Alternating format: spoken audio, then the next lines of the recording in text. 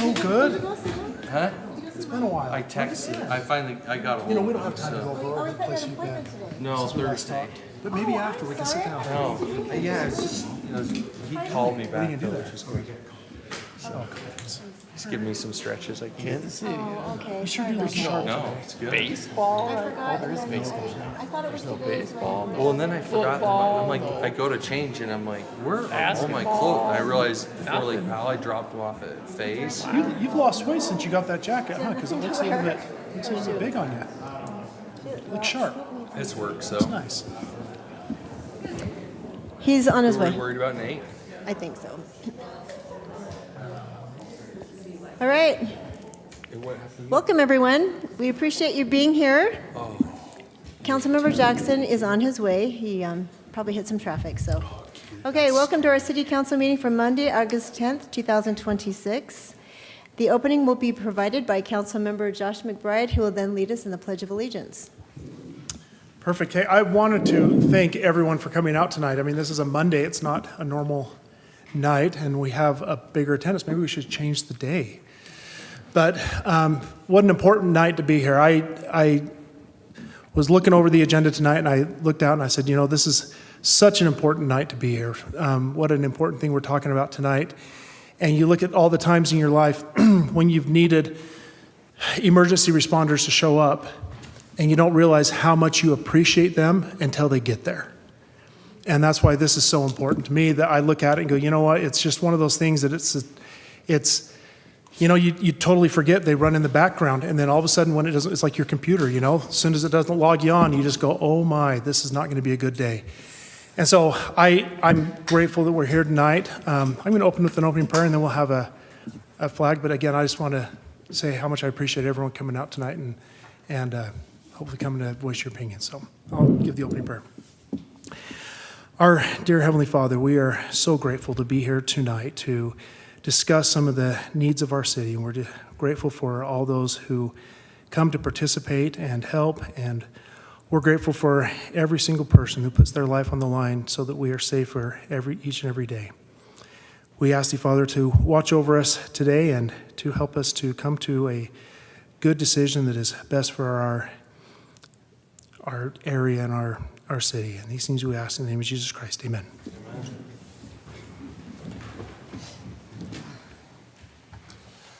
I pledge allegiance to the flag of the United States of America and to the republic for which it stands, one nation, under God, indivisible, with liberty and justice for all.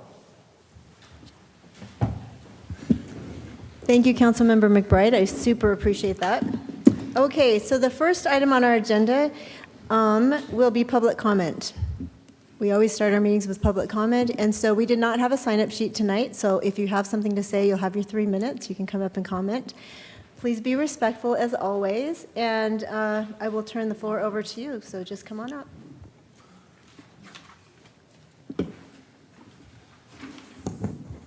Good evening. My name is David Earhart. I live in West Kaysville. My wife Susan and I fully support funding the West Side Fire Station through the proposed general obligation bond. The West Side Fire Station will never be cheaper. The West Side population will continue to grow, and with that growth, the risk of serious medical emergencies that need timely fire department EMS responses will also continue to grow. The city needs to immediately begin the resident communication and education program that has been discussed in previous council meetings. Susan and I look forward to doing whatever we can to help with those efforts. We ask for your vote to put the proposed general obligation bond measure on the November ballot. Thank you. Thank you so much. Thank you.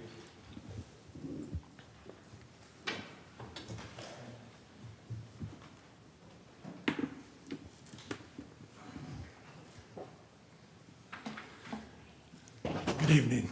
My name is Barry Toon. I'm a West Kaysville resident and getting older, so response time matters on our end of town, but I'm actually here also just discuss very briefly the issue of moral injury. I'm the founder of First Watch Wellness, and my job in 5 states is to work with about 15,000 first responders. And we're privileged to have Kaysville Fire Station and Kaysville Police as one of our clients. We're very familiar with PTSD and moral injury. And you might not have heard of moral injury. It's related to PTSD, but it's typically a precursor of PTSD. And it's directly related to first responders who we all know care very much about their jobs.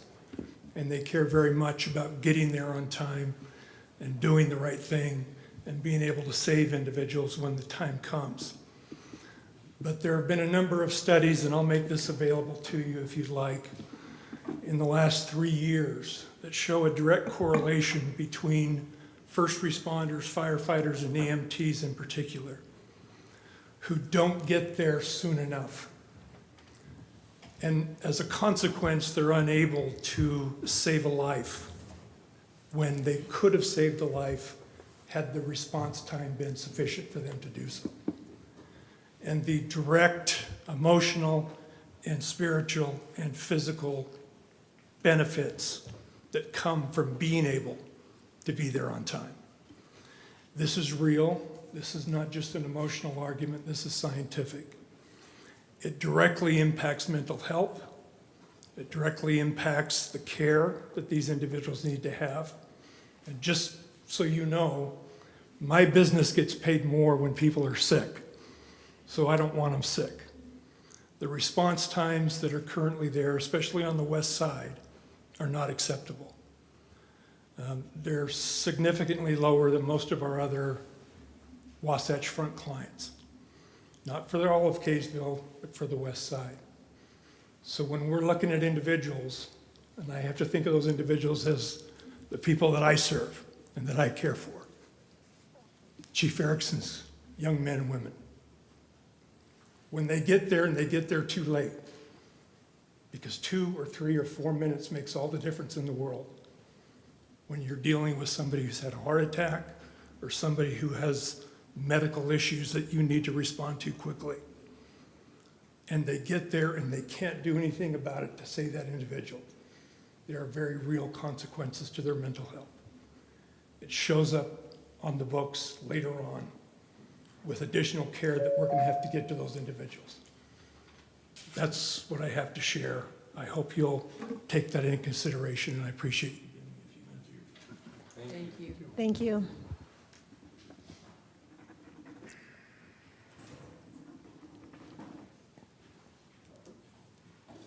Thank you. Starkey. I just have a few questions that I think that could be looked at, and I believe that would be useful for citizens to understand and participate in the conversation. Number one is a question of the percentage of the population of Kaysville that it will be impacted.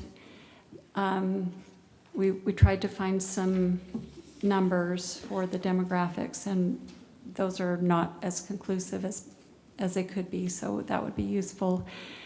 Another question was the location of the proposed fire station. One of the ideas was, could that be included in the language on the ballot so that people are aware of the place of the proposed location? Is that set in stone? Could it be considered? There have been other choices, possibilities. Another thing that has been mentioned here brought up by citizens and promised to be looked at was the possibility of incremental or a stage approach rather than just the fire station in itself, as some other cities and entities are doing. Is it have to be all or nothing? And the last one is it possible to have open houses to engage and invite citizen participation so that those people that will be increasing their property tax by $300 a year or $500 a year if they are owning a business, that they can have some input in the details of the process. Thank you so much. Thank you.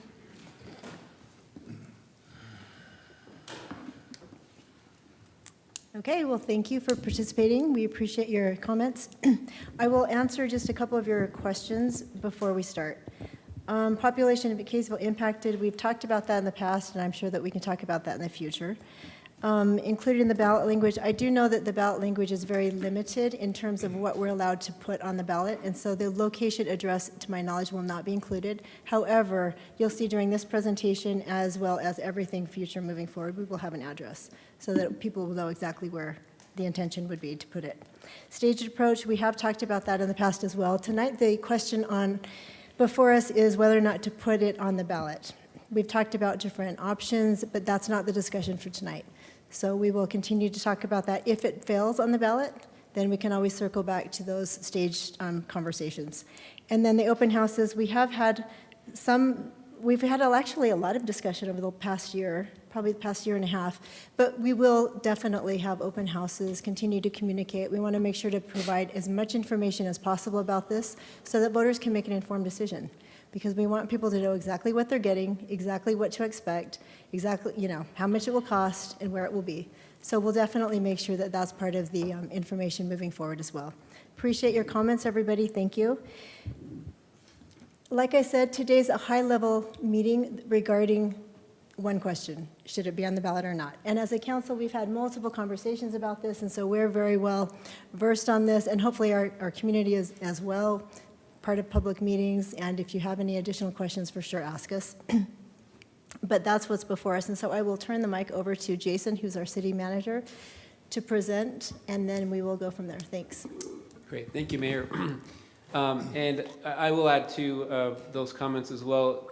One of Ms. Starkey's questions about just public involvement, in addition to the open houses and communications that we'll be having with residents, there is an October 1st public hearing that's required by Utah law whenever you issue general obligation bonds. So we will have, as part of the first regular council meeting of October, a public hearing on the bonds, and that'll be another opportunity for residents to come and just give input on the idea of a fire station and bonds and how those are issued, ask questions, things like that. So as you stated, Mayor, tonight's decision is simply, should this go on the November ballot or not? We've worked carefully with our bond attorneys on the language that's on that ballot. This would be submitted to the Lieutenant Governor's office this month and go on the November ballot. But we wanted to be very transparent about the cost of a fire station, that it's not just the cost of building the building, but also the cost of operating it and staffing it. And so what voters would be voting on November 3rd is, should the city issue general obligation bonds not to exceed $16.5 million? Right. But as part of that ballot language, we've been very clear about that this will also include costs for operating it. And so the entire impact of the fire station will be clear and transparent on the ballot. And as it's been stated, the total cost of the fire station building cost and the bond debt service plus the annual operating cost is $306 a year for the average Kaysville household. So that's the total impact. Really, that's all it is tonight. Again, we have our architects here, so I'll turn the time over to them to provide some high-level information as well, right. And Chief Erickson, of course. I'll tee this off. Thanks, Chief. Mayor, council, city leaders, residents, I appreciate your time this evening. I'd like to reintroduce, you've met Aaron Holt and Jared Ma from FFKR Architects. And keep in mind, this is a 15% look at this. So there's only like 4 slides. You're gonna get a look at what it is. There's no material list, there's nothing like that. And then they'll speak to a few other things for sure. Okay, thank you.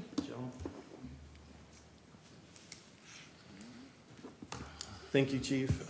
Mayor and City Council members. I'm Aaron Holt with FFKR Architects. I'm a principal architect and head of our Civic Government and Transportation Studio. With me tonight is Jared Ma. He'll be the project manager over the project. Unable to join us tonight are our design partners, DS Architecture from Cleveland, Ohio. But I'll be representing them as we go through this. So as the chief mentioned, we're currently about 15% or so through the design of the building. We have some pretty specific information regarding the site.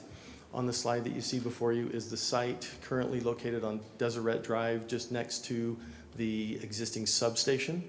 We've allocated some additional square footage on that site for substation expansion that we know is planned. That leaves us with roughly about 3 acres worth of space in which to locate a new fire station. The second slide here shows the existing, or where we are with our footprint. We've done a programming exercise with the fire department and have arrived at the spaces that are going to be located within the building or included within the building. And we've been able to put together a rough and preliminary conceptual site plan.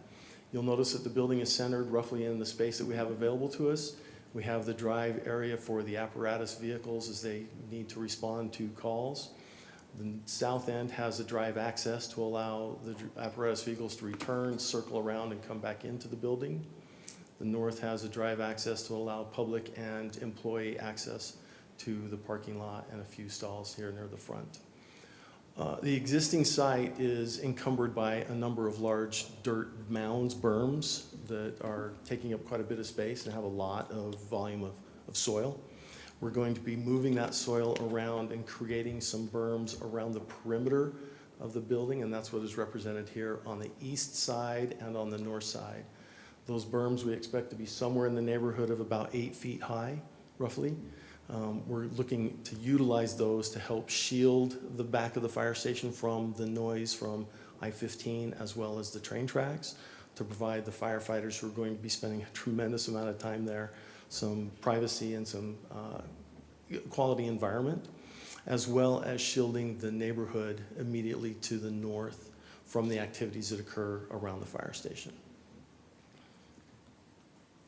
This is showing a footprint and floor plan of where we are with our current design.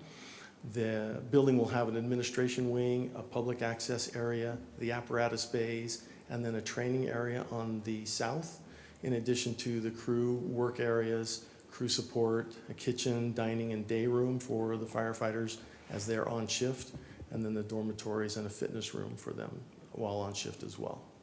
Single level then? Single level. Potentially have some mezzanine space over the apparatus support areas, the orange area on the far right. The apparatus bays are going to be double height basically for the volumes of space air we need to move through that, and we may take advantage of mezzanine space on that far end. And then So is it a currently, basement? no basement. What's the stairway for? That's access to the training tower on the right-hand side. There may also be a mezzanine space over that crew work area. Oh. We haven't finalized that, but we wanted to plan for that stairway if we need it. It's a lot easier to take it out than to add it back in. And then this is a conceptual elevation view. The top front elevation is the top view there, and then the back elevation would be the bottom view. That or the training tower is located at the back of the building, so you can see part of it from the front, but not as much as the full tower. As we've been working through the floor plan options, we have engaged 2 general contractors that have a lot of experience in recent fire stations, and we have cost estimates from both of them that indicate that this building would fit within the budget that the city is looking to bond for. Okay, Any thank you. questions? Any questions? No, pretty Okay. straightforward, thank you. Thank you. Okay. All right, council, so, any discussion? Comments? Are we ready? I need to make one comment, I guess. Sure. and then I'm ready whenever everybody else is. Okay. Yeah, thank you, Mayor. Thank you, Chief. This has been a lot, and you put a lot into it. So, I'd like to thank Cole. and Cole. Yeah, Cole's a pretty good guy, too. He's sort of like a silent firefighter himself. We do have people deployed in Nevada, and we just went to... Chief, will you come to the mic? Yeah, we do have people deployed in Nevada, and we just sent some up to Morgan area to protect neighborhoods, so We can use Cole. Yeah. You need Mikey, help. if you want to. Cole and Mike. Mike's still got a Give hat over him, there. give him a right? pager. Remember using a pager, Mike? So yeah, there's been a tremendous amount of work that's gone into it, and it was interesting to hear the two comments that were very much in support. And I think that's one of the reasons that we want this to go to the ballot. It's a tremendous amount of money. It's a tremendous burden upon the taxpayers of our city. $300 a year is no small amount of money, and hope that everybody would respect our decision to put it on the ballot rather than making a decision simply to do it, as this is such an important, expensive thing that we want the support of the citizens, if it's going to happen, to be able to say yay or nay to. I think that looking at one of the comments that was made that I so value is that it's not going to get any cheaper to build the building. And I think that there is a lot to be said there. Sure, it's going to always be the gift that keeps on giving as far as staffing, but the building definitely will not get any cheaper, and we've seen that year after year. And so eventually we, need this building. I'm just grateful that we have a chance to be able to vote, and I hope that everybody will get out and talk to their neighbors, talk to the public, and that people will come talk to us, and that we'll have a chance to be able to share with them some of our feelings moving forward after this evening. As a council, we can't necessarily be pro or against, is my understanding.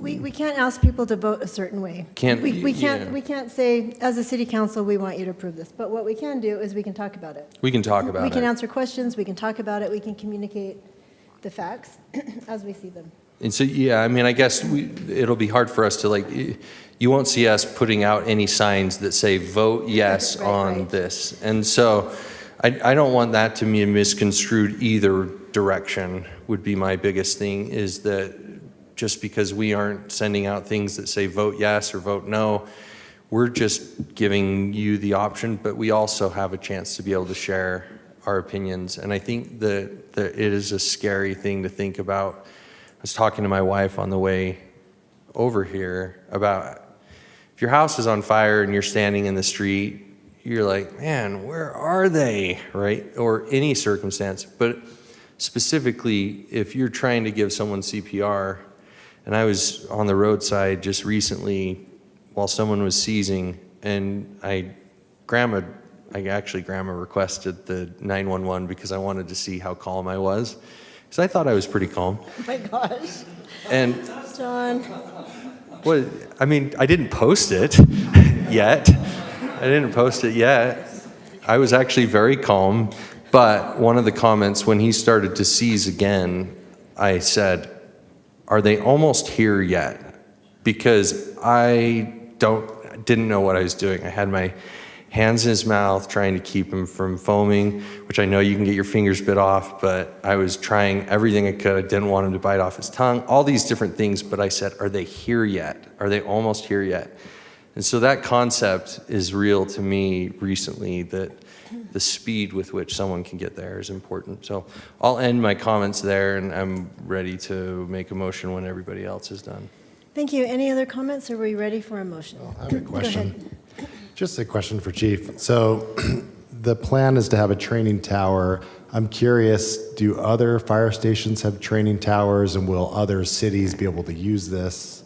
We plan on opening it to other cities. Your first question, though, Layton. Layton's the only one in the county. There's a training area in South Davis Metro, and they're trying to approve it more. But Layton, and this is no knock against any, but they charge you to go to theirs. But I think it's good for our cops as well. Our cops would utilize it, clearing a facility and things of that nature. Well, that's where I was headed, actually. Not necessarily charging, but to see if it benefits the county and we can pull in other cities to do some training. If Absolutely. the county could potentially, contribute monetarily a little bit to relieve a little bit of burden on the city. How much extra is the tower? We were anticipating that one, and we don't want to get down a rabbit hole. Right. But what are we talking? 150, 200 grand for a training tower. Yeah. You know, so in comparison cost, you know, and I'm not saying that that's not a lot of money, that's not my point. But in comparison to what the overall cost is, and then the benefit of the training tower. If you're gonna do it right. Yeah, and we have to find other places. We have a training alliance with the county, and we train monthly on some things, quarterly on other things. So we do all work together, and we obviously go on mutual aid quite a bit together, so. Well, and the nice thing is, if this does pass, we can have those conversations. A great idea, for sure, and figure out ways to continue to help ourselves. If I could make one comment real quick regarding the training tower, it could be looked at as a luxury, and that question I think is very valid. What kind of burden is it going to put on the project? But the benefits that you can gain from a training tower, also that your firefighters can train while they're on staff. You can have reduced overtime work. You can get that additional training during staff time, during staff working time is free. That's money you're going to spend regardless. And if they can train during that time, you're getting a benefit as a city. Your budget will go further for your firefighters. Well, and for anyone listening, we did go to the legislature a couple years ago. Chief was there. I was there asking for a legislative funding for a training tower at USU. And so we have looked at that, and we were denied that. At So Davis they Tech, changed- too, Davis Tech. Yeah, Yeah, it's Davis Tech one. well, yeah, it was at Davis Tech. And, but it's such a benefit that we've been asking for a while. Yeah, several years. So. Yeah, and I'm actually pleased to see it on there. I'm just looking for ways that we can reap more benefits from having that for the entire county as well. And it is mostly bare as well. Yeah. Okay. Thank you. Anyone else? And, you know, the only thing I want to say is obviously is, you know, money's really tough for me to spend. And, you know, Chief and I have had discussions on this, and we don't agree, but I agree with him as far as, you know, I was concerned about the fire station now. I think people have been asked so much of them in the last couple of years with increased taxes, increased groceries, increased gasoline, increased everything. You know, as we just got through raising taxes again in Kaysville City, and I don't want to get into that. That's not what I'm here. But, and so he always says, well, why don't the council just decide and just do it? Well, if that question was left to me right now, because of so much that's gone on, I would be a no if it was for me. But Chief says you're wrong, Mike.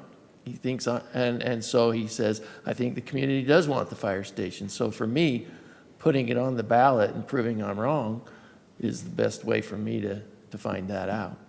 That's fair. You know, just to, and I don't want to kick this can, but Mike and I did this in 2018, and the price tag was $3.2 million. Yes, things have changed drastically. So And as we look at costs of everything, replacement costs are so high. You know, this is one of those insurance policies that you don't need it until you need it, and then you're stuck.